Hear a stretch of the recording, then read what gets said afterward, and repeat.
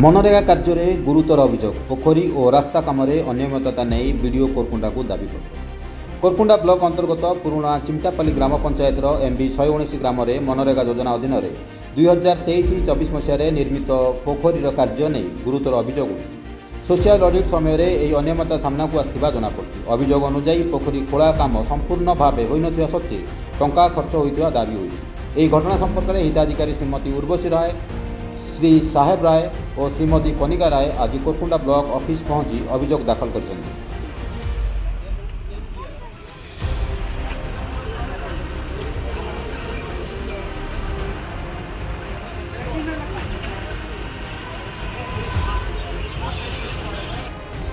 अभियोग कहुई पोखरी काम निर्वाह होता बोली कागजपत्र दर्शाई किंतु मूल स्थल में काम आरंभ हो यह गाँव में 2023-24 वर्ष होता WBM रास्ता काम आरंभ हो सत्वे बिल पास हो जाता गुरुतर अभियोग। यही कार्यगुड़िक गत वर्ष पुराणा चिंतापाली पंचायतर जय कृतिवास नायक, पीओ रवि गोलपड़ा और जीआरएस पद्मनाभ गोलारी भूमिका उपर प्रश्न उठुଛି। सोशल ऑडिट रिपोर्ट पर यह घटना गुरुत्व धारण करिछि एवं तदंत करा जाय दायीଙ୍କ विरुद्ध में कठोर पदक्षेप निया जाओ बोली स्थानीय लोक दाबी करछन्ति।